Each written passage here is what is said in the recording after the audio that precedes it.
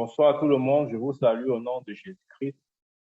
Nous allons continuer dans la même lancée que vendredi dernier. Nous parlons toujours du ministère du Saint-Esprit. Et pour ce soir, nous allons prendre notre enseignement sur le thème « Le Saint-Esprit apporte la capacité de produire la justice ».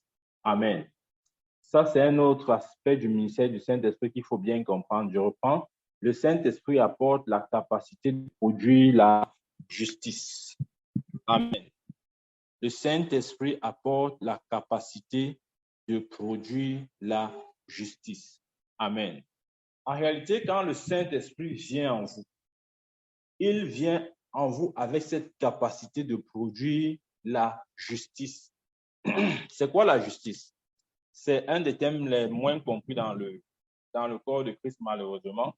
La justice, s'il faut la définir, la justice est la nature de Dieu. Ça s'oppose au péché, qui est la nature du diable. OK? Lorsqu'on dit la nature de Dieu, lorsqu'on dit que, lorsqu'on parle de la justice, il faut voir d'abord la nature de Dieu. De même que lorsqu'on parle du péché, il faut voir la nature du diable. Attention, faites la différence entre le péché et les péchés. Il y a la différence entre le péché et les péchés. Le péché, c'est la nature du diable et les péchés, ce sont les fruits de cette nature. Ouais? Donc, de même aussi, nous avons la nature de Dieu qui est la justice. Amen. Donc, c'est quoi la justice? La justice, c'est la nature de Dieu qui, une fois communiquée à l'esprit humain, produit la légalité de Dieu dans l'esprit humain. Amen. Dieu nous communique sa justice, sa nature, pour que nous puissions opérer en toute légalité. C'est-à-dire que nous puissions opérer exactement comme Dieu, parce qu'il fait de nous des dieux. C'est à cause de sa justice que nous sommes appelés des dieux. Dans 2 Corinthiens 5, 21, il dit, lui qui n'a point commis de péché, il a fait devenir péché, afin que nous soyons en lui justice de Dieu. Amen. Donc la justice, c'est quoi? La justice, c'est la nature de Dieu qui, une fois communiquée à l'esprit humain, produit la légalité de Dieu dans l'esprit humain. Amen. La justice, en réalité, qu'est-ce que la justice nous donne? La justice nous donne une bonne position avec Dieu. Je vais dire ça autrement. La justice nous donne la position que le Christ a auprès du Père. Amen. Si nous sommes appelés enfants de Dieu, c'est simplement parce que nous avons reçu la nature de Dieu qui est la justice. Vous voyez, il dit dans 1 Pierre 1,4, nous sommes participants de la nature divine. Nous sommes participants de la nature divine. Amen. Donc, une des choses que le Saint-Esprit nous apporte, c'est la justice. Amen. La justice, c'est une situation où disons, c'est une grâce que nous obtenons de Dieu qui fait que Dieu nous voit exactement comme il voit Jésus. Donc, lorsqu'il nous voit, il ne voit pas nous, mais il voit son Fils en nous. Amen. De sorte que nous ayons auprès de lui les mêmes avantages et les mêmes bénéfices que le Fils a. Amen. Ça, c'est important. Donc, la justice donne la capacité à l'homme de se tenir devant la présence de Dieu. Regardez, s'il y a une chose que l'homme a perdue en Adam, c'est cette capacité de se tenir dans la présence de Dieu. Rappelez-vous, la Bible dit que chaque soir, l'Éternel descendait pour converser, pour communiquer avec Adam. Mais le jour où il a péché, le jour où il a mangé le fruit défendu, quand Dieu est venu, quand la présence de Dieu est venue, Adam a fait quoi? Il a fui. Pourquoi? Parce qu'il avait perdu cette justice. Il avait perdu cette capacité de se tenir dans la présence de Dieu. Lorsque Dieu est venu, il a pris fuite. Amen. Donc, la justice nous restaure dans cette dimension. Amen. De sorte que nous nous tenons dans la présence de Dieu sans sentiment de culpabilité, d'infériorité ou de condamnation. Oui? C'est ce que la justice nous donne. La justice nous donne la capacité de nous tenir dans la présence de Dieu sans sentiment de culpabilité, d'infériorité ou de condamnation. Beaucoup de chrétiens, vous allez voir, ils sont toujours en train de culpabiliser. Satan est toujours en train de leur rappeler leur dernier péché qu'ils avaient fait hier ou avant-hier. Amen. Et nous marchons avec cette conscience. Elle est très nocive pour nous et pour la foi. La Bible dit que nous avons auprès de Dieu un avocat, Jésus-Christ, le seul juge. Amen. Donc, ça veut dire que nous avons cette assurance. L'apôtre Jean nous dit que si nous avons péché, nous avons auprès de Dieu notre avocat, Jésus-Christ. Ça veut dire que, en tant qu'enfant de Dieu, même s'il arrive que nous péchons, c'est vrai, nous ne devons pas rester demeurer dans le péché, mais ça peut arriver. Ça peut arriver dans notre processus de croissance. Ça peut arriver. Mais bien sûr, la volonté de Dieu est que nous vivions une vie sans péché, que nous puissions vivre sans péché. Par contre, moi, je crois que c'est possible de vivre sans péché. 24 heures sur 24, 7 jours sur 7, de janvier en décembre, exactement comme le Christ vivait. Amen. Ça, c'est possible. Mais c'est vrai que nous n'avons pas tous atteint ce niveau. Donc, c'est graduellement que nous tendons vers cette perfection. Mais chemin faisant, pendant ce processus, s'il arrive que nous péchons, sachons que nous avons un avocat auprès du Père, Jésus-Christ. Amen. Pourquoi? Parce que son rôle, c'est justement de nous maintenir, d'intercéder auprès du Père pour que nous maintenions toujours notre position de juste auprès de Dieu. Amen. Donc, là, j'ai dit la justice donne la capacité à l'homme de se tenir dans la présence de Dieu sans culpabilité, sans sentiment de culpabilité, sans sentiment d'infériorité ou de condamnation. Beaucoup de chrétiens se sentent et se voient toujours inférieurs à Dieu. Écoutez, je vais vous choquer. Nous sommes du même rang et de la même classe que Dieu. Ne nous voyons pas comme des minuscules ou comme des petites fourmis devant Dieu. Non, ce n'est pas ça. OK? Ça, c'est ce que nous étions. En Christ, nous avons la même position que Jésus a auprès du Père. Ça, c'est un mystère que la justice nous donne. C'est la même position. Donc, vous ne pouvez pas vous voir comme une fourmi parce que Jésus n'est pas une fourmi auprès de son Père. Amen. Donc, c'est important de comprendre que le sentiment d'infériorité nous quitte et que nous voyons Dieu comme notre Père. Vous voyez, humainement parlant, qui a peur de son Père? Personne.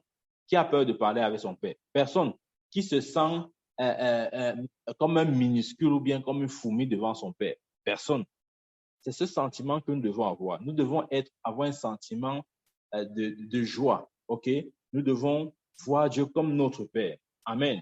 Il y a des gens qui ont permanemment un sentiment de condamnation. Ils ressentent toujours comme si ils sont condamnés, peut-être à cause de leur péché. Ils se ressentent toujours comme s'ils sont condamnés, sans savoir qu'ils ont été pardonnés, ils ont été justifiés. La Bible dit que nous avons été pardonnés et justifiés. Amen. Ça, ce sont les avantages que nous donne la nature de Dieu, c'est-à-dire la justice. En réalité, la justice nous donne une position, je l'ai dit, d'égale avec Christ auprès du Père. Donc, Dieu nous voit de la même manière qu'il voit son Fils. Amen. Et ça se produit lorsque le Saint-Esprit vient dans votre vie. Lorsque le Saint-Esprit vient dans votre vie, il produit la justice. Amen. Dieu ne vous voit plus comme un pécheur. Dieu vous voit maintenant comme un saint. Amen. Il y a des gens qui disent qu'ils sont des PPP, c'est-à-dire petits pauvres pécheurs. Non, nous ne sommes pas des petits pauvres pécheurs. Amen. Nous sommes des saints sanctifiés. Amen. Donc, c'est important d'avoir cette image de nous-mêmes. Cette image de nous-mêmes nous permettra de vivre une vie chrétienne victorieuse. Si vous voyez toujours comme des petits pauvres pécheurs, vous ne ferez rien du tout de votre vie. Amen. Et votre vie chrétienne sera minable et regrettable même. Donc, quand le Saint-Esprit vient dans votre vie, il vous donne la capacité de faire des choses, d'apporter des changements nécessaires et de faire marcher les choses. Amen. Nous avons besoin de comprendre ça. Le Saint-Esprit dans votre vie, il vous donne la capacité de bien faire les choses. Nous pouvons bien faire les choses parce que le Saint-Esprit est en nous. Nous pouvons changer les choses parce que le Saint-Esprit est en nous. Et nous pouvons faire marcher les choses parce que le Saint-Esprit est en nous. Amen. Regardons ce que la parole de Dieu dit. Nous connaissons bien ce verset, je vais le lire pour nous dans Acte 1:8. C'est Jésus qui avait donné cette dernière recommandation avant d'être enlevé. Il a dit, mais vous recevrez une puissance, le Saint-Esprit survenant sur vous, et vous serez mes témoins à Jérusalem, dans toute la Judée, dans la Samarie, et jusqu'aux extrémités de la terre. Amen. Jésus a dit, mais vous recevrez une puissance, le Saint-Esprit survenant sur vous, et vous serez mes témoins à Jérusalem, en Judée, en Samarie, jusqu'aux extrémités de la terre. mais vous recevrez une puissance, le Saint-Esprit survenant sur vous, et vous serez mes témoins à Jérusalem, en Judée, en Samarie, jusqu'aux extrémités de la terre. Je vais lire ce même verset dans la version d'Abi. Il dit, mais vous recevrez de la puissance, le Saint-Esprit venant sur vous, et vous serez mes témoins à Jérusalem, dans toute la Judée, dans la Samarie, jusqu'au bout de la terre. Amen. Lorsque la Bible dit vous recevrez une puissance, le mot grec utilisé là-bas, c'est dunamis. Vous recevrez dunamis. Amen. Vous recevrez dunamis.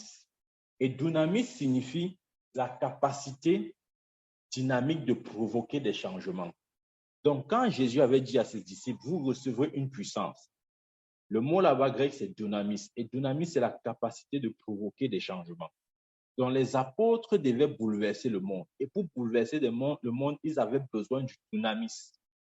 Et le dunamis est venu sur eux et dans leur vie lorsque le Saint-Esprit est descendu à la Pentecôte. Rappelons-nous.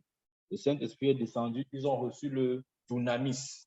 Amen. Ils ont reçu le dunamis. Ce dunamis a provoqué des changements. Par ce dunamis, ils ont bougé le monde. Ils ont fait des choses, des exploits pour le Seigneur. Amen. C'est avec le dunamis que les apôtres ont changé leur monde. C'est avec le dunamis que les apôtres ont créé un impact tel que personne ne pouvait rien leur faire, tel que le royaume de Satan était obligé de reculer. Pourquoi? Parce qu'ils avaient reçu le dunamis. Ils avaient reçu la capacité de provoquer des changements. C'est ce qui se produit lorsque le Saint-Esprit vient dans votre vie. Il vient avec vous, dans votre vie avec le dunamis, la capacité de produire le changement. Quel que soit le changement que vous voulez voir, c'est possible de le faire si vous avez reçu le Saint-Esprit. Parce que le Saint-Esprit vient à vous avec le dunamis. Amen. Nous avons le dunamis, la capacité de produire des changements. Vous savez, parfois, dans la vie des chrétiens, certains aspects de leur vie ont besoin vraiment d'un changement. Leur vie de prière, leur consécration, leur vie maritale, leur vie professionnelle, leur vie, peu importe le domaine. Parfois, ces domaines ont besoin du changement. Et c'est pourquoi vous avez reçu le Saint-Esprit. Pour que le Saint-Esprit vienne en vous avec le dunamis, la puissance, la capacité qui provoque des changements. C'est ça que les apôtres ont reçu à la Pentecôte. Amen. Donc, si vous êtes enfant de Dieu, et je crois que vous l'êtes, vous sachez que vous ne devrez jamais être désavantagé. Jamais, au grand jamais. Pour la simple raison que le dunamis est votre avantage. Amen. Mais vous recevrez une puissance, le Saint-Esprit survenant sur vous, et vous serez mes témoins à Jérusalem, dans toute la Judée, dans la Samarie, jusqu'aux extrémités de la terre. Mais vous recevrez dunamis, la capacité de produire le changement. Amen. À cause de ça, vous ne pouvez pas être désavantagé. À cause de ça, vous ne pouvez pas échouer. À cause de ça, votre vie ne peut pas être le souhait de vos ennemis. À cause de ça, Satan ne peut pas triompher de vous. Parce que le dunamis est au-dessus de tout. Amen. Quel que soit le changement, qu'il soit naturel comme spirituel, vous pouvez l'opérer si vous laissez le dunamis œuvrer et travailler en vous et à travers vous. Amen. Jésus a dit, vous recevrez une puissance, le Saint-Esprit survenant sur vous. Et vous serez mes témoins à Jérusalem, en Judée, en Samarie et jusqu'aux extrémités de la terre. Amen. Donc, nous retenons que nous pouvons opérer des changements, que ce soit dans votre lieu de service. Oui, si vous laissez le dunamis opérer, vous pouvez opérer des changements dans votre lieu de service. Peut-être vous êtes victime comment je dis ça, des injustices. Peut-être vous êtes victime quelle que soit l'attaque que vous avez, ok? Le dunamis peut remettre toute chose à sa place. Peut-être vous avez besoin d'effectuer des changements dans vos finances. Le dunamis intervient partout. Cette puissance qui apporte le changement intervient partout. Que ce soit dans vos finances, que ce soit dans votre vie professionnelle, que ce soit dans votre vie maritale, quel que soit le domaine, que ce soit dans votre quartier, dans votre ville, dans votre nation, dans votre continent. Le dunamis est ce qu'il vous faut pour manifester le changement nécessaire. Amen. Donc, nous pouvons effectuer des changements partout. Partout. Rien ne nous est impossible.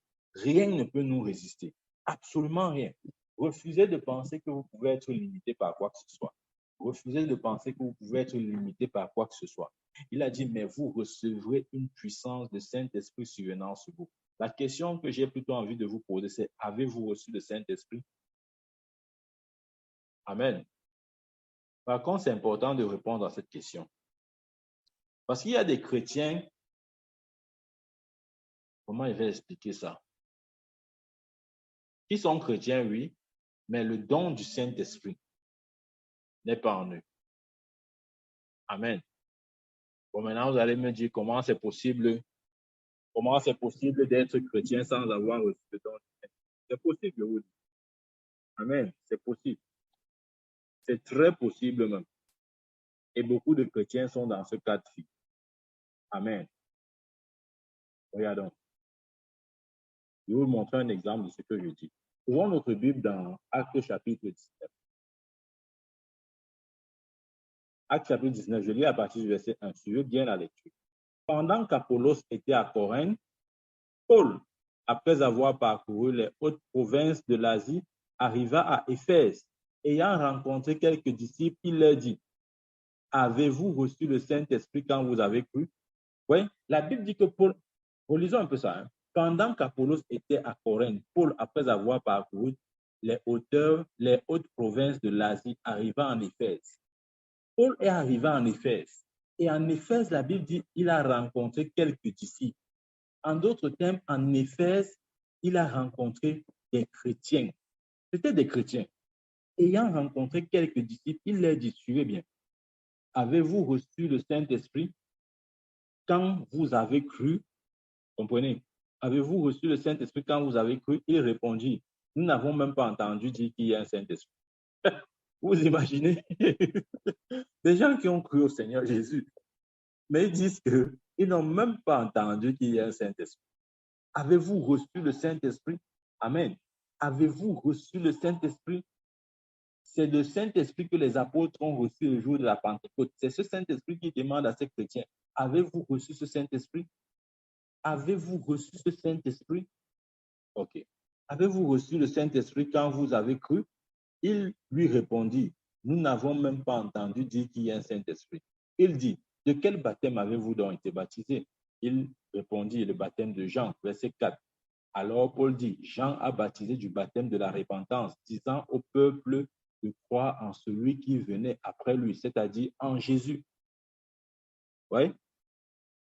Verset 5. Sur ces paroles, il fut baptisé au nom du Seigneur Jésus-Christ. Verset 6, suivez. Lorsque Paul leur eut imposé les mains, comprenez bien, c'est intéressant. Lorsque Paul leur eut imposé les mains, le Saint-Esprit vint sur eux et ils parlaient en langue et prophétisaient. Ils étaient environ 12 hommes. Oui? Lorsque Paul leur eut imposé les mains, le Saint-Esprit vint sur eux. Le dunamis, ce qui est descendu le jour de la Pentecôte, est descendu sur ces 12 hommes. Sur ces 12 hommes, exactement comme ce fut le cas des apôtres au début. Quand Paul a imposé les mains, le Saint-Esprit, le dunamis, est descendu sur eux. Et la conséquence, c'est quoi? Il parlait, le verset 6 dit, il parlait en langue et prophétisait. Ouais? Je vous ai dit qu'on peut naître de nouveau, on peut être chrétien sans avoir reçu le Saint-Esprit. Quand je dis le Saint-Esprit, si je parle de cette puissance, de ce dunamis, il y a des chrétiens qui n'ont pas ce dunamis. Amen. Et ce dunamis peut être communiqué par une imposition des mains. Selon le verset 6 de Acte chapitre 19, Paul a imposé les mains, ils ont reçu le dunamis. Et la conséquence du fait que vous recevez le dunamis se manifeste de deux manières. Soit vous parlez en langue, parce que le parler en langue est la preuve du dunamis.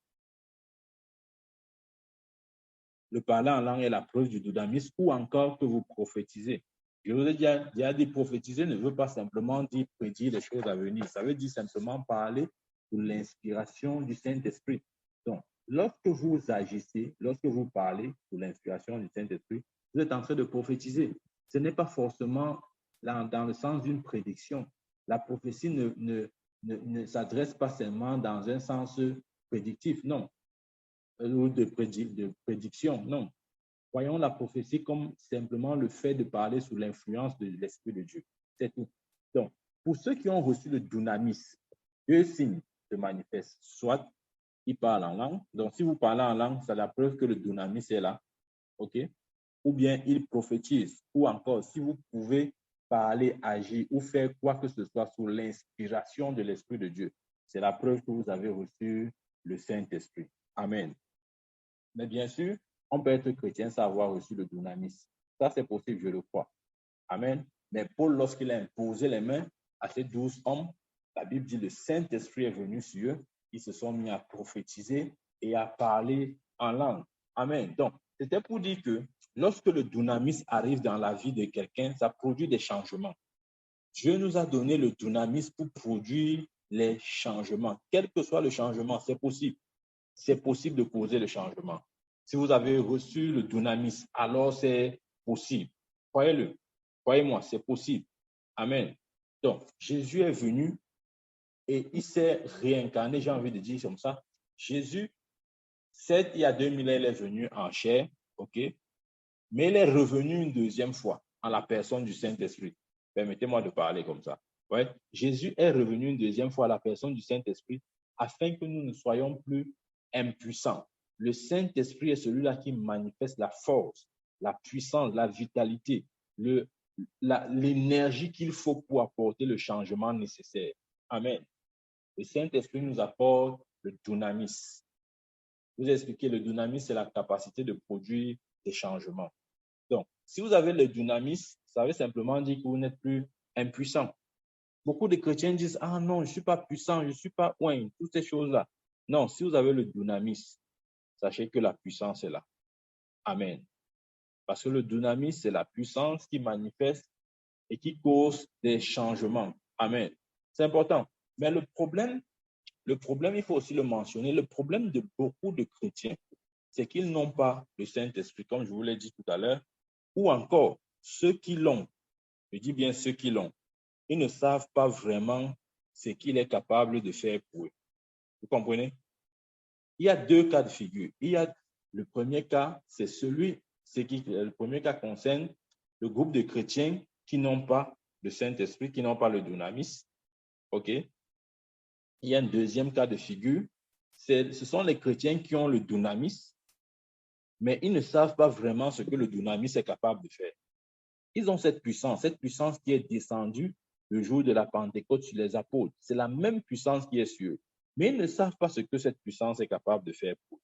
Amen. En réalité, ils n'ont jamais mis cette puissance au travail. C'est pourquoi ils vivent toujours une vie chrétienne malheureuse. Même si vous avez reçu le dunamis, si vous ne savez pas ce que c'est, ce que ça peut manifester dans votre vie ou ce que ça peut produire, je vous assure, tout ce que vous allez pouvoir faire, c'est seulement parler en langue comme tous les chrétiens parlent en langue. OK? Le dunamis n'est pas seulement là pour nous amener à parler en langue. Non, c'est beaucoup plus que ça. Ça cause des changements. Amen. Ça cause des changements. C'est la puissance dynamique pour causer des changements, pour apporter des changements. Et ça, nous l'avons reçu.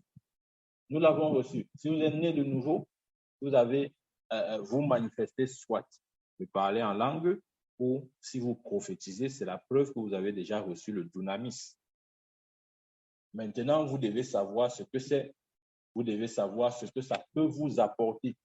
Très important. Qu'est-ce que c'est censé même vous apporter? Amen.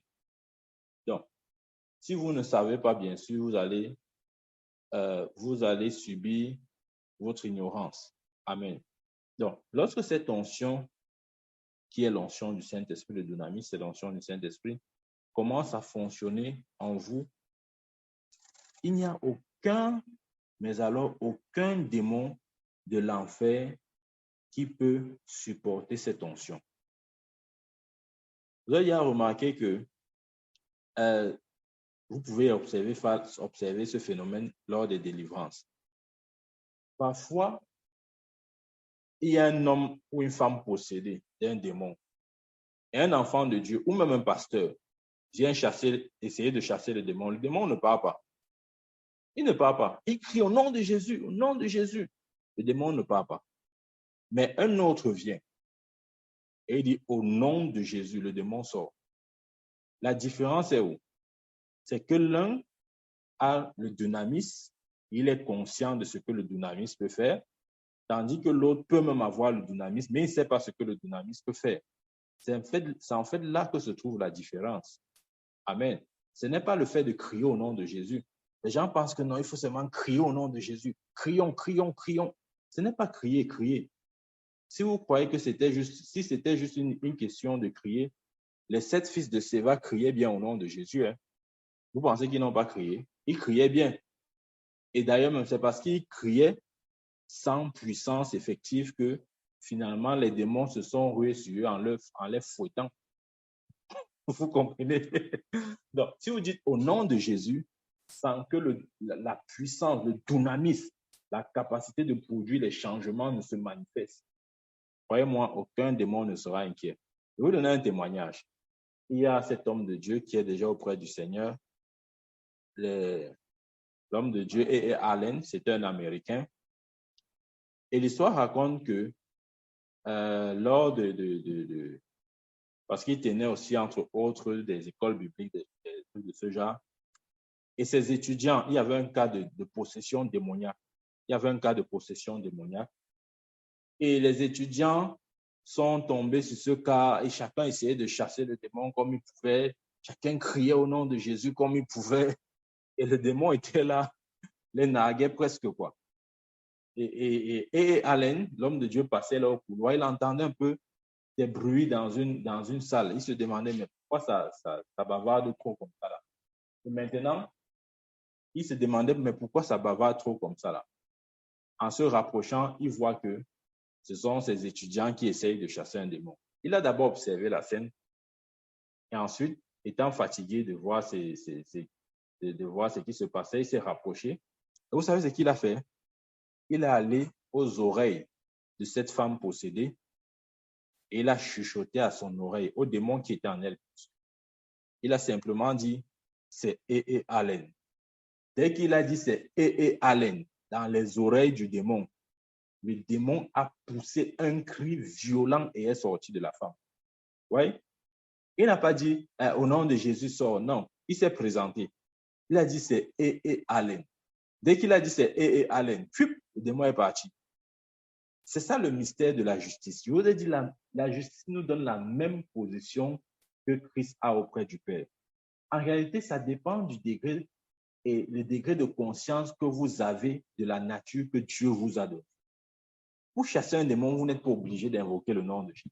Ça, les religieux vont dire, ça veut dire quoi? C'est vrai ce que je dis. C'est vrai ce que je dis. Il suffit juste de dire sort, il sort. Pas besoin de dire au nom de Jésus.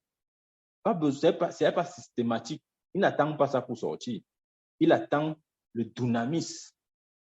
Amen. Et ça peut se manifester de plusieurs manières par une commande. La Bible nous a donné l'autorité sur la puissance des ténèbres. Amen. Donc, c'est ça un peu. Si nous ne connaissons pas le dynamisme et nous ne savons pas ce que le dynamisme peut faire, nous ne verrons pas les changements dans notre milieu. Nous pouvons même parler en langue. Nous allons juste parler en langue et s'arrêter à ce niveau-là. Et nous allons nous arrêter à ce niveau. Nous n'irons pas loin. Amen. Même si nous avons reçu le dynamisme, c'est important de comprendre le dynamisme. C'est la puissance dynamique qui cause des changements.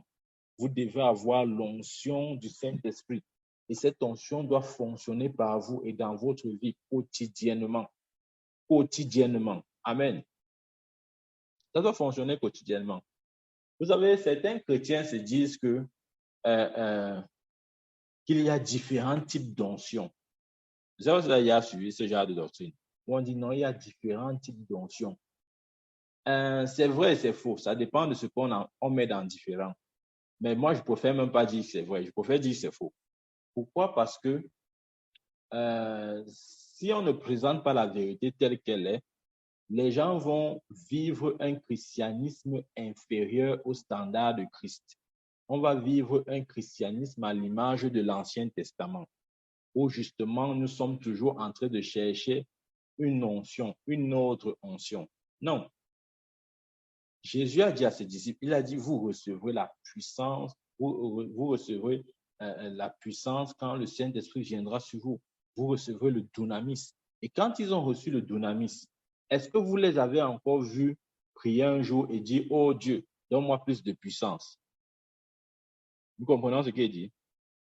Dans Actes chapitre 2, quand le Saint-Esprit est descendu sur les apôtres, est-ce que vous avez encore vu quelque part dans la Bible les apôtres se réunir et dire, oh Dieu, nous avons besoin d'une nouvelle puissance. Oh, nous avons besoin d'une nouvelle onction. Non, non. Le dunamis là était suffisant. Vous voyez le problème, hein? Je vais vous dire, il y a des chrétiens qui passent toute leur vie à chercher des nouvelles onctions. Non, si vous avez reçu le dunamis, vous avez tout reçu. Tout est dans le dunamis. Amen. C'est important. Tout est dans le dunamis. Si nous n'avons pas cette compréhension, je vous ai dit, la conséquence, c'est que nous allons vivre à l'image de l'Ancien Testament. Et comment les gens de l'Ancien Testament vivaient? En fait, dans l'Ancien Testament, pour ceux qui ne le savent pas, les hommes pouvaient prétendre à 3 offices. Il y avait l'office du roi, il y avait l'office du sacrificateur, il y avait l'office du prophète. Donc, en Israël, quand on disait que tu étais un appelé, les appelés de Dieu se manifestaient de 3 manières. Soit c'était des rois que Dieu établissait sur Israël, soit c'était des sacrificateurs, ou encore c'était des prophètes.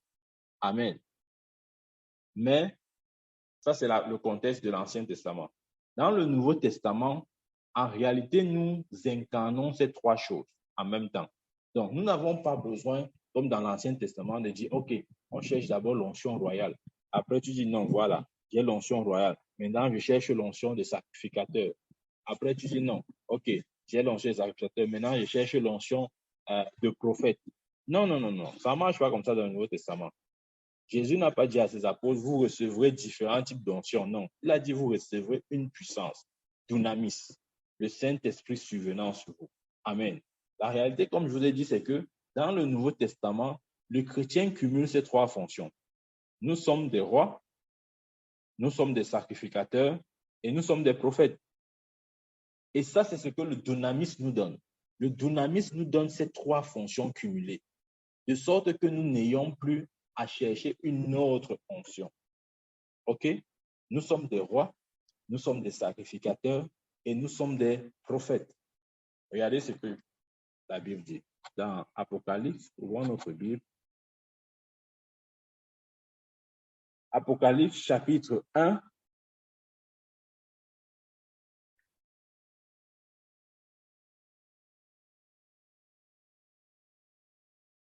Je vais lire Apocalypse chapitre 1, je lis le verset 5 à 6. Là, il est écrit, et de la part de Jésus-Christ, le témoin fidèle, le premier des morts et le prince des rois de la terre. Vous avez vu? Le prince des rois de la terre, à celui qui nous aime et qui nous a délivrés de nos péchés par son sang. Jésus ici défini comme le prince des rois de la terre. De quel roi parle-t-il? Il parle des chrétiens, il ne parle pas des rois charnels. Donc nous sommes les rois de la terre. Le chrétien ou les chrétiens sont les rois de la terre. C'est ce que nous sommes. OK? En Christ, nous sommes des rois. Et le verset suivant dit, et qui a fait de nous un royaume des sacrificateurs pour Dieu son Père. Il confirme encore ici, nous sommes des sacrificateurs pour Dieu son Père. Donc nous sommes 1 des rois, 2 des sacrificateurs. Et dans Jean 10, verset 27, il dit, mes brebis entendent ma voix, me suivent et je les connais. Et nous savons qu'un des rôles des prophètes, c'est d'écouter de Dieu.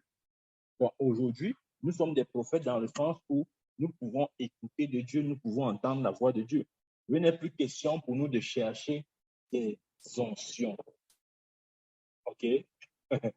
Ça, je le dis parce que ça tourmente beaucoup de chrétiens. Vous allez voir, un chrétien va dire non, maintenant je cherche l'onction de. Je cherche l'onction de. Je vais vous expliquer ce que ça signifie. En fait, voici l'image qui me vient à l'esprit. En fait, l'onction, si on prend ça comme de l'huile, prenons peut-être ça comme de l'huile. C'est comme l'huile, OK?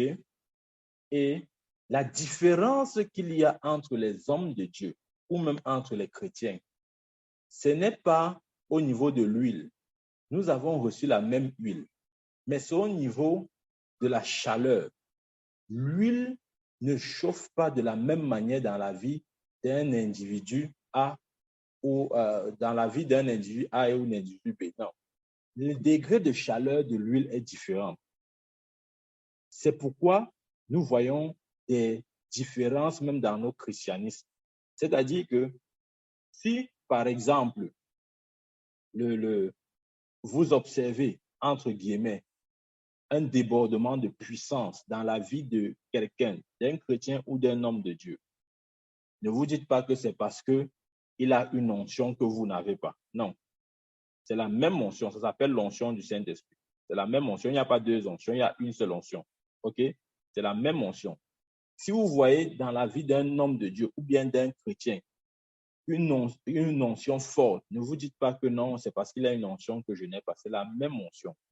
Je dis bien, c'est la même onction. La différence, c'est le degré de chauffage. Je vous ai donné l'exemple. On peut avoir une même huile, mais cette huile ne chauffe pas à la même température. L'huile peut être chaude, par exemple, à 50 degrés. L'huile d'une autre personne peut être chaude peut-être à 100 degrés. Et d'une autre encore peut-être à 150 degrés. Ouais? Donc, quand peut-être tu vas rencontrer une huile très chaude, tu auras l'impression que c'est une autre onction et que tu n'as pas l'onction là. Non, non, non, non. L'onction du Saint-Esprit, elle est une. Il a dit, et vous recevrez une puissance. Une puissance. Donc, elle est une. OK? Mais maintenant, c'est le degré de chaleur. Donc, ne soyons pas comme ces chrétiens qui, chaque jour, cherchent une nouvelle onction. Chaque jour, cherchent une nouvelle onction. Non, non, non. Ne cherchez pas une nouvelle onction. Cherchez plutôt à donner, si vous voulez, de la chaleur à l'onction que vous avez déjà reçue. Donnez plutôt du tonus, de la vie à l'onction que vous avez déjà reçue. Amen. C'est comme ça. C'est comme ça que ça se passe. Sinon, vous allez vous retrouver en train d'agir comme les chrétiens de l'Ancien Testament. Ouais. Il y a par exemple des chrétiens qui pensent qu'ils doivent recevoir 3 onctions pour être établis, parce que David avait reçu 3 onctions. Non, ce n'est pas ça. Ouais, c'est ça le danger de lire les Écritures sans l'esprit de révélation. C'est que les Écritures que vous voyez là, si vous n'avez pas le discernement, ça va plutôt vous embrigader ou bien vous emprisonner dans quelque chose qui n'est pas bon. Les gens se disent que non, David a reçu 3 onctions. Moi aussi, pour être établi et pour être affermi, je dois recevoir aussi 3 onctions comme David. Non, ce n'est pas ça. Ce n'est pas ça. Amen. Vous n'avez pas besoin, comme David, de recevoir 3 onctions pour être établi. Si vous avez reçu le dunamis, c'est suffisant. Vous avez juste besoin du dunamis. Vous avez juste besoin du dunamis. Et si vous avez reçu le dunamis, c'est suffisant, croyez-moi. Amen. La Bible nous dit clairement que David a été oint. Oui, nous le savons, il a été oint à 3 reprises. Il a été oint devant ses frères, en présence de son père par le prophète Samuel. Dans 1 Samuel 16, verset 13, il a pris sa corne d'huile, il est arrivé dans la maison du père de David et il a demandé de présenter ses fils. Et le père de David a présenté tout le monde et il a sciemment oublié David. Pourquoi? Parce que David ne comptait pas pour lui. Il ne voyait pas David comme étant le choix de Dieu. Mais gloire à Dieu parce que ce qui attire les regards des hommes n'est pas ce qui attire les regards de Dieu. Amen. Donc, David a été oint une fois en présence de ses frères devant son père par le prophète Samuel. Une deuxième fois, il était oint devant toute la nation d'Israël. Et une troisième fois, il était oint en Hébron. Maintenant, les chrétiens disent non, voilà, pour être établi vraiment, il me faut aussi avoir 3 onctions. Ils cherchent 3 personnes qui vont les oindre 3 fois comme David pour qu'ils soient établis. Non, ça c'est l'Ancien Testament. Quand nous lisons, je dis toujours ça, ayons ce découpage à l'esprit-là, ces lignes de démarcation. Je dis souvent que l'Église, ou disons la Bible, a 3 saisons ou a 3 dispensations, entre guillemets. Il y a ce qu'on appelle généralement l'Ancien Testament. Prenez ça comme vous voulez, Genèse, Malachie. Deuxième zone, c'est la zone tampon qui constitue les évangiles. Et la troisième zone, c'est l'ère de l'Église, de Actes des Apôtres jusqu'à Apocalypse. Et dans chaque dispensation, Dieu s'adresse d'une certaine manière. Si vous n'avez pas ce discernement, vous allez entrer dans une dispensation qui ne vous concerne pas et vous allez croire aux vérités qui ne sont plus vraies pour vous. Amen. Par exemple, une de ces vérités anciennes testamentaires qui ne s'applique plus au Nouveau Testament, c'est par exemple le fait de rechercher l'onction à reprises, à maintes reprises. Ouais? Non, ce n'est pas ça. Nous avons reçu l'onction du Saint-Esprit, le dunamis. Amen. La différence, je vous ai dit, c'est le degré de température. Je peux, revenons un peu d'un exemple terre à terre. Je peux avoir de l'eau et vous avez aussi de l'eau. La même eau, on a puisé cette même eau au robinet. Mais maintenant, ce qui va faire la différence, c'est le degré de température. Je peux prendre mon eau que j'ai puisée au robinet, qui est identique à la vôtre. Je m'avais chauffé ça à 50 degrés, par exemple. Ce qui est sûr, ça sera différent de votre eau que vous n'avez peut-être pas chauffée. Mais c'est la même eau. C'est la même eau. C'est le degré de température qui fait la différence. Amen. Donc, nous avons reçu tous le dunamis, mais c'est le degré de heating, la chaleur. C'est ça qui fait la différence. Amen. Donc, ne cherchons pas forcément, comme j'ai dit, des différentes onction et tout, et tout, et tout. Non. Laissons l'onction dunamis que nous avons reçue prendre du volume en nous, ok, prendre de la température en nous, et nous allons voir les exploits que cette onction peut faire par nous et à travers nos vies. Amen. Cette onction était suffisante. Je vous ai dit, les apôtres, depuis la Pentecôte, personne n'a pu demander l'onction du Saint-Esprit à Dieu. Vous avez remarqué ça? Depuis Actes chapitre 2, montrez-moi un verset où ils se sont encore réunis. Ils ont dit, oh Dieu, donne-nous une nouvelle onction. Même quand ils ont été persécutés par les Juifs et les sacrificateurs, les pharisiens, tous ces gens-là, ils n'ont pas dit, oh Dieu, donne-nous une nouvelle onction. Non, ils savaient que cette onction était suffisante. Je veux vous dire au nom puissant de Jésus, si vous avez reçu le dunamis est suffisant. Ne croyez pas que Dieu a autre chose que le dunamis à vous offrir. Si Dieu n'avait que le dunamis à offrir à ses apôtres, sachez que pour vous aussi, il n'a que le dunamis à vous offrir. Amen. Donc, fonctionnez dans ce dunamis, laissez ce dunamis avoir, prendre la chaleur, l'énergie, la température. Je vous ai dit, c'est comme de l'eau qu'on chauffe. OK? Il y a différentes températures. Il y a 20 degrés, 30 degrés, 100 degrés, 150 degrés, 200 degrés. C'est ça la différence. C'est tout. Maintenant, pour ceux, par exemple, je vais aussi expliquer cette notion. Pour ceux, par exemple, qui, ça peut arriver, hein, ça je le sais. Vous pouvez peut-être aller auprès d'un homme de Dieu que vous estimez et qui a peut-être, qui justement son dynamisme est un peu plus élevé parce que ça a plus de température, plus de chaleur que le vôtre. Vous pouvez aller auprès d'un tel homme de Dieu et il prie pour vous ou même il vous impose les mains. En fait, n'y allez pas en disant que je cherche une nouvelle onction. C'est un peu une nouvelle onction que l'homme de Dieu vous donne. Il ne vous donne pas une nouvelle onction. Réalisez-le, il y a une seule onction. Dunamis, la puissance du Saint-Esprit. Elle est une, elle n'est pas deux. Donc, même quand l'homme de Dieu priera pour vous, en vous imposant les mains, ok, qu'est-ce qu'il essaye juste de faire? Il essaye simplement de mettre la température à l'onction que vous avez déjà reçue. Amen. C'est tout. Il ne vous donne pas une nouvelle onction. Parce que c'est un piège, je vous dis la vérité. Les chrétiens sont toujours en train de chercher une nouvelle onction. Non. Même quand un homme de Dieu ou un prie pour vous, ce qu'il fait en fait, il ne vous donne pas une nouvelle onction, non. Il essaie juste de donner la chaleur. Il communique de la chaleur à l'huile ou à l'onction que vous avez déjà reçue. Nous comprenons et nous saisissons bien la nuance. Il ne s'agit pas de donner une nouvelle onction, non. Mais il s'agit plutôt d'augmenter l'intensité du feu pour que l'onction la chauffe un peu plus. C'est tout. Donc, ne vous encombrez pas avec ce genre de connaissances. Ça ne sert à rien. Amen. Dieu nous a bénis en nous mettant sur une alliance plus excellente.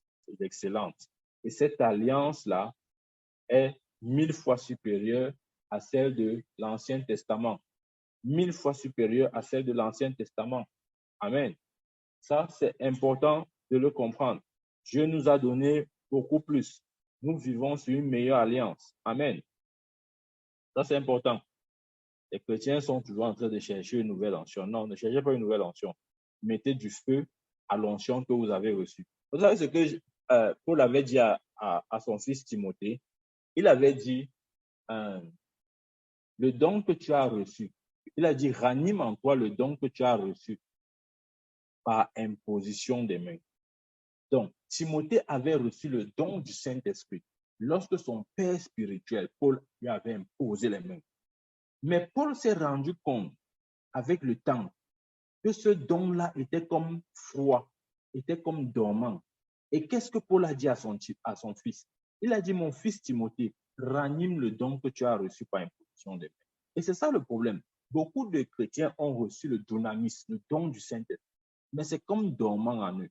Et ils se disent que non, ils doivent aller peut-être aller pour qu'on leur donne une nouvelle onction, une nouvelle puissance. Non, vous n'avez pas besoin de ça. Vous avez juste besoin de ranimer,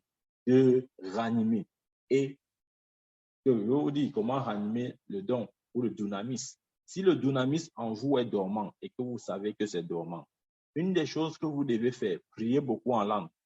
Quand vous priez en langue, vous activez le dynamisme qui est dormant en vous. Vous donnez de la chaleur à l'huile qui est sur votre tête. Amen. Un, vous priez en langue. Deux, vous étudiez la parole de Dieu. Une des manières de donner de la chaleur à l'huile de Dieu dans votre vie, c'est d'étudier en étudiant la parole de Dieu. Étudiez la parole de Dieu. Amen. Une des manières de donner de la chaleur à l'huile qui est dans votre vie, c'est en chantant des cantiques à Dieu, des cantiques spirituels. Amen. Ça, c'est important. Voilà trois activités majeures qui donnent de la chaleur au dynamisme dans votre vie. Amen. C'est important de comprendre ça. Donc, nous ne sommes pas un peuple de l'Ancien Testament, mais de le Nouveau Testament. La différence est à plusieurs niveaux. On peut établir la différence à plusieurs niveaux entre l'Ancien et le Nouveau Testament. Mais déjà, ce que je veux dire, c'est que dans l'Ancien Testament, une des choses qu'il n'avait pas, c'était la plénitude de l'Esprit. David n'avait pas accès à la plénitude de l'Esprit. C'est pourquoi chaque fois, il fallait que, entre guillemets, il renouvelle l'onction dans sa vie. Parce que l'onction qu'il recevait n'était pas la plénitude du Saint-Esprit. C'était une portion. Et n'étant pas satisfait de la portion, il sentait toujours comme s'il fallait un renouvellement. Mais nous, c'est différent. Amen. Nous ne recevons pas une portion, nous recevons la plénitude. Amen. C'est pourquoi lorsque le don du Saint-Esprit vient en vous, le dynamisme vient dans sa plénitude. Amen. Donc, ayons vraiment conscience de toutes ces vérités-là. Les chrétiens du Nouveau Testament ont accès à la plénitude du Saint-Esprit. Amen. Parce que c'est la bénédiction de l'air, de la grâce. Donc, nous n'avons donc pas, comme David, à chercher à être oint par-ci, par-là. Non. Et je vous ai dit, même s'il arrive qu'un homme de Dieu prie pour vous, il n'est pas en train de vous donner, si vous voulez, de vous donner une onction. Non. Il essaie juste d'activer le dynamisme qui est dormant en vous. Il essaie juste de donner de la chaleur, du feu au dynamisme qui est dormant en vous. Amen. Parce que c'est comme ça que c'est. Si vous avez reçu le dynamisme, vous l'avez reçu. Mais bien sûr, il peut être activé ou non. Il peut être activé ou non. Maintenant, un homme de Dieu peut activer ce dynamisme. Amen. Je vous ai dit, soit vous pouvez procéder par une prière d'un homme de Dieu, ça peut activer le dynamisme. Soit une imposition des mains aussi, ça peut le faire. Soit le parler en langue, comme j'ai dit. L'étude de la parole de Dieu, oui aussi. Le fait de chanter à Dieu des cantiques, des louanges, ça active aussi le dynamisme. Amen. Donc, c'est important. Lorsque nous recevons le Saint-Esprit, c'est la plénitude de sa puissance qui vient en nous. Ce n'est pas une partie. Donc, vous n'avez pas besoin de recevoir une autre puissance parce que vous avez reçu toute la puissance du Saint-Esprit. Amen. Donc, ne vous laissez pas tromper ou n'acceptez pas tout. Non. OK? Moi-même qui suis prophète par la grâce de Dieu, si je prie pour vous, je ne peux pas vous donner une nouvelle onction. Tout ce que je peux faire, c'est activer, c'est donner, si vous voulez, de la température, du feu à l'onction qui est déjà en vous. Je ne viens pas vous donner une nouvelle onction. Non. Parce qu'il y a beaucoup de choses que nous avons reçues de Dieu et qui sont comme dormants. D'autres même, nous ne savons même pas qu'ils sont en nous. Il y a certains dons que nous ne sommes même pas conscients. Maintenant, un homme de Dieu peut prier pour vous vous imposez les mains et il réveille ces dons-là en vous. Mais en fait, ce n'est pas qu'il vous a donné une nouvelle onction. Il a juste réveillé ce qui était dormant en vous. Amen. Donc, c'est important. Les apôtres ont reçu le dunamis et à partir du dunamis, ils ont produit les changements nécessaires. Je vous ai dit, lorsque vous recevez le dunamis, c'est la plénitude de la puissance de Dieu qui vient en vous. Mais maintenant, il est de votre responsabilité de donner du feu. En fait, quand je dis donner du feu, c'est juste une manière de parler, c'est-à-dire d'activer, si vous voulez, cette puissance dunamis qui est en vous. Et je vous ai dit déjà comment le faire.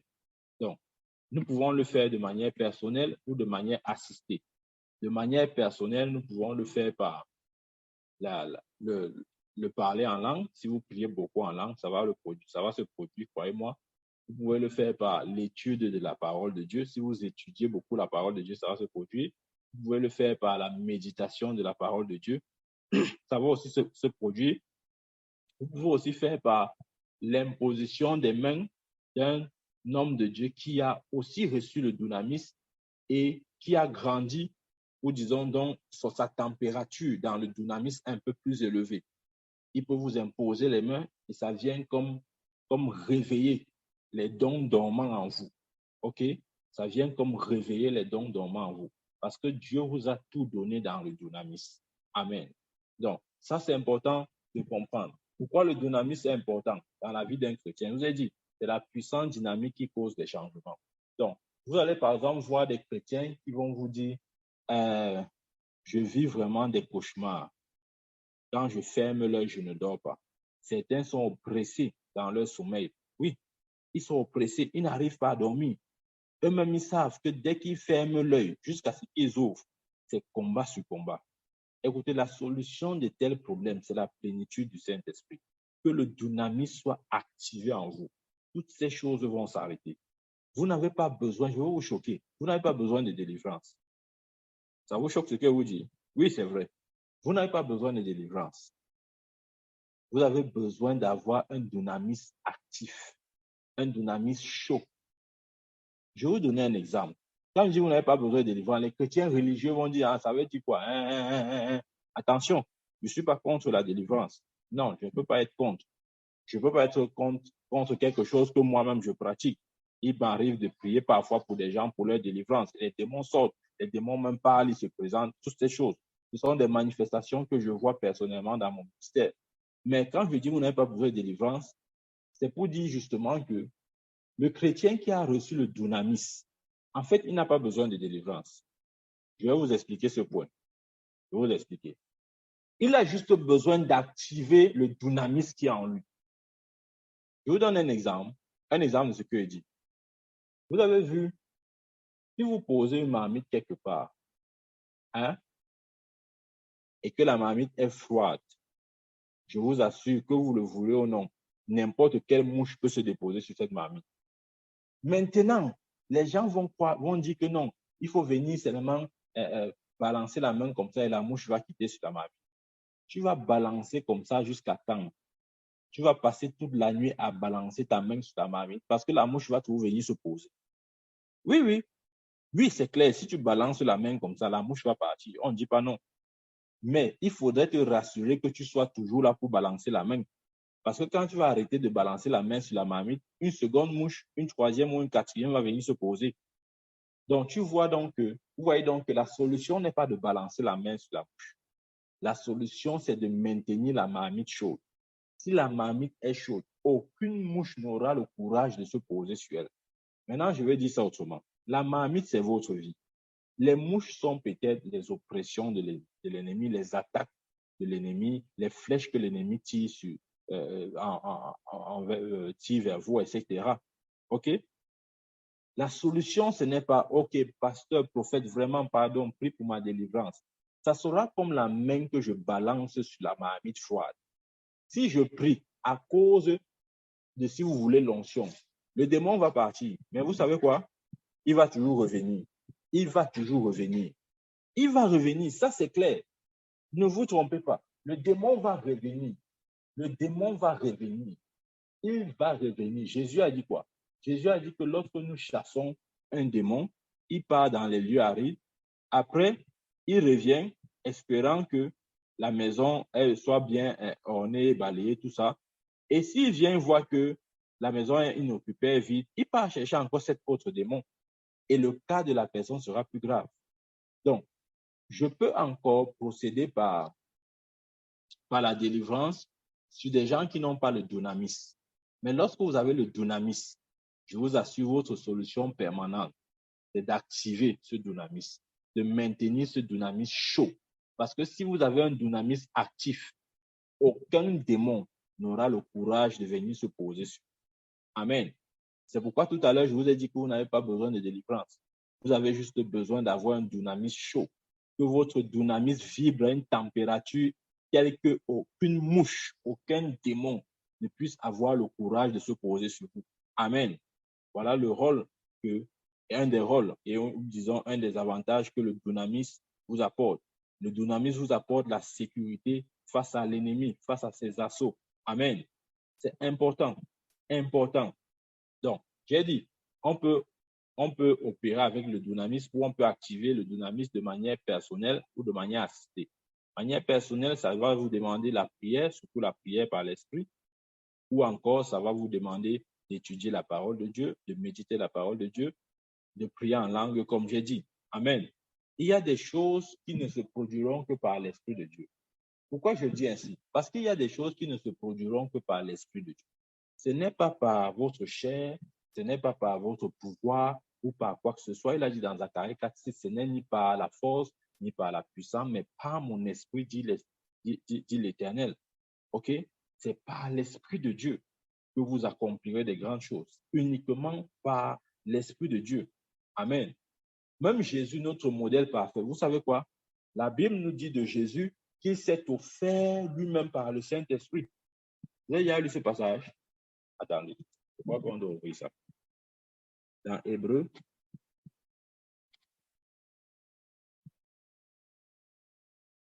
chapitre 9, verset 14, il est écrit: combien plus le sang de Christ, qui par un esprit éternel s'est offert lui-même sans tâche à Dieu, purifiera-t-il votre conscience des œuvres mortes afin que vous serviez le Dieu vivant. Amen. La Bible dit que combien plus le sang de Christ, qui par un esprit éternel s'est offert lui-même à Dieu. Amen. Donc, même Christ, Jésus-Christ de Nazareth, notre Seigneur, notre Maître, il a offert, la Bible nous dit qu'il s'est offert à Dieu par le Saint-Esprit. Amen. Donc, quoi que vous fassiez, si ce n'est pas par le Saint-Esprit, ce n'est pas acceptable. Ça doit être par l'Esprit de Dieu. Je précise, ça doit être par l'Esprit de Dieu. Amen. Donc, c'est important. C'est par l'Esprit de Dieu. Regardons même sa vie, la vie de Jésus. La Bible nous dit clairement que après qu'il ait reçu le Saint-Esprit au Jourdain, il a été conduit par l'Esprit de Dieu dans le désert. Il a été conduit par l'Esprit de Dieu ou dans le désert. Pourquoi? Pour être tenté. Oui. Oui, souvent quand je lis ce verset, je suis vraiment challengé. C'est-à-dire, ce n'est pas Satan qui a conduit Jésus dans le désert. C'est l'Esprit de Dieu qui a conduit Jésus dans le désert. Et le but était clair, pour qu'il soit tenté.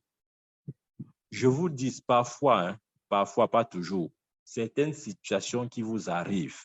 Je parle à vous qui avez le dunamis, vous qui avez reçu le Saint-Esprit. Vous croyez peut-être que ce sont les hommes, la méchanceté des hommes. Non. Des fois, c'est le Saint-Esprit qui vous pousse dans certaines situations. Vous savez pourquoi? Il vous pousse dans certaines situations, pas pour que vous soyez tenté et tombiez ou quoi que ce soit, non. Pour vous montrer jusqu'à quel point vous pouvez être fort en lui. Pour vous montrer jusqu'à quel point vous pouvez être robuste face à toute forme d'adversité, de challenge ou de montagne. Amen. Donc, ceci m'amène à dire ceci. Peu importe, je dis bien, peu importe ce par quoi vous traversez, ce qui compte, c'est que vous soyez dans la volonté de Dieu. Jésus a été conduit par le Saint-Esprit dans le désert, afin d'être quoi? Tenté. Waouh! Ce n'est pas Satan qui a conduit Jésus, c'est le Saint-Esprit. Amen. Et beaucoup comme ça, beaucoup parmi vous sont conduits de la même manière par le Saint-Esprit, mais ils croient que ce sont les démons. Beaucoup sont conduits de la même manière par le Saint-Esprit, mais ils croient que ce sont les sorciers ou c'est la méchanceté humaine. Pas toujours, pas toujours. Je dis encore, pas toujours. Amen. Des fois, c'est le Saint-Esprit qui vous conduit. Il vous conduit lui-même. Lui-même. Amen. Parce qu'il dit dans sa parole que lorsque tu passeras par le feu, il sera avec toi. Quand tu traverseras par les eaux, il sera encore là.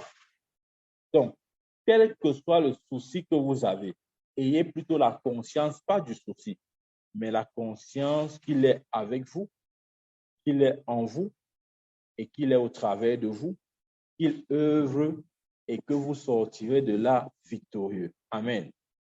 Quels que soient vos challenges, quels que soient vos soucis, rappelez-vous toujours qu'il est là. Il est là. Il ne vous laissera pas seul. Il ne vous laissera pas seul. Il ne vous laissera pas souffrir dans cette situation. Non. Il est là pour vous aider à changer cette situation. Il est là pour vous aider à sortir de ce désordre. Le Saint-Esprit ne vient pas juste pour vous faire parler en langue. Il y a des chrétiens qui croient que le Saint-Esprit là vient seulement pour les faire parler en langue. Non. Le Saint-Esprit ne vient pas pour vous faire juste parler en langue. Il vient pour apporter les changements dans tous les domaines de votre vie. Dans votre vie, a besoin de changements. Alors, le Saint-Esprit, le dunamis est là pour cela. Le dunamis est là pour apporter ou manifester les changements dont vous avez besoin. Amen. Quel que soit le changement, vous avez besoin du dunamis. Amen. Et le dunamis est là pour vous apporter le changement nécessaire. C'est important. C'est important. Peu importe combien profondément vous descendez, rappelez-vous toujours que Dieu ou le Saint-Esprit sera avec vous et il vous sortira de là. De même que vous êtes descendu, vous en sortirez. Amen. Il descendra avec vous et il vous fera en sortir. Amen. Jésus n'était pas seul dans le désert. Il n'était pas seul. Il était là avec le Saint-Esprit. Le Saint-Esprit était son avantage. Il était avec le Saint-Esprit. Rappelez-vous, le Saint-Esprit est avec vous. Il est avec vous. Ne dites pas, ah non, je n'ai pas senti sa présence. Il n'est pas là parce que vous sentez sa présence. Je peux vous choquer. Est-ce que vous sentez la présence de votre cœur dans votre poitrine? Qui sent la présence de son cœur? Ok, je vais prendre un autre exemple. Est-ce que vous sentez la présence de votre foie? Hein? Qui sent la présence de son foie? Personne. Personne de vous là ne sent la présence de son foie. Qui sent la présence de ses reins?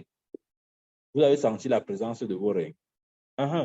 Mais est-ce que c'est parce que vous n'avez pas senti cette présence qu'ils ne sont pas là? Ils sont là. Donc, n'attendez pas forcément sentir la présence de Dieu pour reconnaître que Dieu est au milieu de vous ou pour reconnaître que Dieu est en vous. Non, il est là, il est fidèle, il ne peut pas mentir. Il ne peut pas se retirer de ses paroles. Amen. C'est important. Donc, quelle que soit votre affliction, sachez qu'il est là. Il est là pour vous faire en sortir. Il n'est pas là juste pour vous voir souffrir. Il est là pour créer dans cette affliction un chemin, une voie de sortie. La Bible dit que l'affliction d'Israël, que Dieu, dans Isaïe 63, verset 9, la Bible dit dans l'affliction d'Israël, il a été affligé. Amen. Dieu a été affligé dans l'affliction d'Israël. Vos problèmes sont les problèmes de Dieu. Ne vous dites pas qu'il vous laisse là, il vous abandonne, il fuit. Non, non, non, non. C'est pourquoi il a dit dans Isaïe 43, verset 2, si tu passes par les eaux, ils ne te submergeront point. Si tu passes par le feu, tu ne seras pas brûlé. Pourquoi? Parce que moi, l'Éternel, je suis avec toi. Réalisez-le. Dieu est avec vous. Il est avec vous. Je vous assure, il est avec vous. Un autre exemple, c'est celui des 3 compagnons de Daniel, Shadrach, Meshach, Abednego. Nous rappelons le roi Nebuchadnezzar. La Bible nous dit qu'il a jeté dans la fournaise ardente ces 3 hommes. Amen. Et la Bible nous dit aussi qu'ils en sortirent indemnes. C'était juste leurs liens et leurs vêtements qui avaient brûlé. Tout le reste était intact. Ils étaient là debout dans la fournaise. Amen. Ils étaient debout dans la fournaise. Le feu. Peut-être vous savez pas, c'est un feu ardent. Ce n'est pas un petit feu. On les avait brûlés pour que, d'ailleurs, ceux qui les avaient jetés dans la fournaise, à peine arrivés là, que le feu l'avait aussi consumé. Donc, ce n'était pas un petit feu, c'était un feu sérieux. Amen. Mais le feu n'a que brûlé leurs liens et leurs vêtements. Leur corps est resté intact. Ils se baladaient dans le feu. Ils se baladaient dans le feu. Ok, lisons. Je crois qu'on doit lire ce passage. Dans Daniel.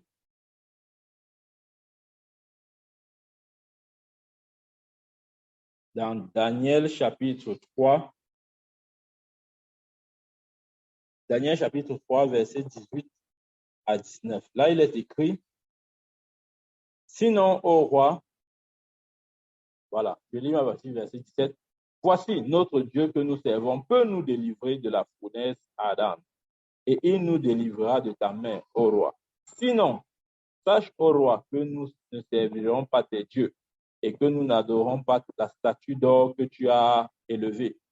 Du quoi, Nebuchadnezzar fut rempli de fureur, et il changea de visage en tournant ses regards contre Shadrach, Meshach, Abednego. Il reprit la parole et ordonna de chauffer la fournaise 7 fois plus qu'il ne convenait de la chauffer. Ouais, parce que justement, ils ont refusé d'adorer la statue que Nebuchadnezzar avait dressée. La Bible nous dit clairement que on a ordonné de chauffer la fournaise 7 fois plus. 7 fois plus. Pourquoi? On a ordonné de chauffer la fournaise 7 fois plus pour justement, parce qu'ils avaient désobéi à l'ordre du roi, pour se rassurer qu'il meurt et qu'il n'ait même pas l'occasion de vivre. Amen. C'est ce qui s'est passé. Et gloire soit rendue à Dieu, parce que le Dieu de Daniel les a délivrés. Amen. Le Dieu de Daniel les a délivrés. À la fin, la Bible nous fait savoir que ce roi, Nebuchadnezzar, qui avait jeté 3 hommes, n'a plus vu 3 hommes, mais il a vu 4 hommes. Le 4e avec un visage d'un fils de Dieu. Je lis le verset 24 à 25. Il dit, alors le roi Nebuchadnezzar fut effrayé et se leva précipitamment. Amen. Et se leva précipitamment. Il prit la parole et dit à ses conseillers, n'avons-nous pas jeté au milieu du feu 3 hommes liés? Il répondit au roi, certainement au roi. Il reprit et dit, eh bien, je vois 400 liens qui marchent au milieu du feu et qui n'ont point de mal. Et la figure du 4e ressemble à celle d'un fils de Dieu. Ouais. Il a jeté 3, mais à la fin, il voit 4. Et le 4e, il dit que sa figure ressemble à celle d'un fils de Dieu. Je vais vous dire quelque chose. Ce 4e homme que Nebuchadnezzar a vu et dont la figure ressemble à celle d'un fils de Dieu, c'est encore appelé dans Isaïe 63, verset 9a, l'appelle l'ange de la présence de Dieu. C'est encore le Saint-Esprit. Amen. Dans cette fournaise ardente, le Saint-Esprit était encore avec ses hommes, avec Shadrach, Meshach, Abednego. Le Saint-Esprit ne les a pas laissés dans ce feu. Ça confirme la parole d'Isaïe 43, verset 2. Il a dit, même si tu passes par le feu, tu ne seras pas brûlé. Amen. Ils étaient 3, mais après, Nebuchadnezzar a vu 4. Je prie et je déclare, quelle que soit votre situation, que vous passiez par l'eau ou par le feu, la présence de ce fils de Dieu la présence de cet homme qui avait la figure des fils de Dieu se manifestera dans votre situation. Il ne vous laissera pas seul. Il s'appelle l'ange de la présence de Dieu. Il s'appelle le Saint-Esprit. Il s'appelle l'admirable conseiller. Il s'appelle le consolateur, le paraclet. Amen. Il est avec vous. Il ne vous abandonnera pas. Quelle que soit la situation ou vos problèmes, vos défis, sachez qu'il est là. Notre garantie, c'est sa présence. Amen. Il n'est pas là pour nous voir souffrir, non. Il n'est pas là pour compatir à nos souffrances, non. Il est là pour nous aider à produire le changement. Il est là pour nous aider à sortir de cette situation. Amen. Le Saint-Esprit est là pour apporter le changement nécessaire dans nos vies. La Bible dit que en lui, nous avons non seulement la volonté, mais aussi la capacité. Amen. Dieu nous a donné par le Saint-Esprit la volonté et la capacité. Nous devons lire ça. Philippiens chapitre 2, verset 13. Il dit, car c'est Dieu qui produit en nous le vouloir et le faire selon son bon plaisir. Il produit en nous le vouloir et le faire. Le vouloir, c'est la volonté. Le faire, c'est la capacité. Donc, le Saint-Esprit nous accorde la volonté et la capacité. Lorsque vous recevez le dunamis, la volonté et la capacité, vous êtes transférés en même temps. Amen. Ce sont les œuvres ou le ministère de l'Esprit de Dieu. Mais malheureusement, plusieurs chrétiens essayent encore de faire beaucoup de choses par eux-mêmes. Ils essayent en échouant. Non, dans le christianisme, on n'essaye pas, ok? On n'essaye pas, on fait. On fait selon la capacité et le vouloir que nous recevons de Dieu. Amen. Par le Saint-Esprit. Ça, c'est important. Laissons le dynamisme œuvrer en nous. Nous allons voir les changements que le Saint-Esprit pourra apporter. Nous pouvons voir des changements que l'Esprit de Dieu pourra apporter. Ça, c'est important, c'est capital. Rappelez-vous ce que Jésus avait dit dans Matthieu chapitre 4, verset 19. Il a dit, suivez-moi et je ferai de vous. Amen. Ok, lisons ça. Dans Matthieu chapitre 4,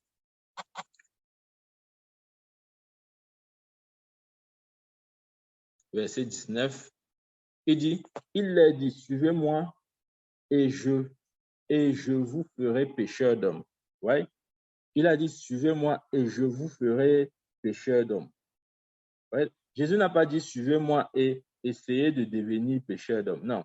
Il a dit, suivez-moi et je vous ferai pécheurs d'hommes. C'est lui qui fait de nous des pécheurs d'hommes. Amen. Donc, ça, c'est l'œuvre et le ministère du Saint-Esprit de nous transformer, de faire de nous des agents de transformation, de sorte que les choses soient toujours conformes à la volonté de Dieu. Que tout ce qui était informe et vide dans votre vie, par le dynamisme de l'Éternel, je confesse et je prophétise que les choses reprennent leur forme au nom puissant de Jésus.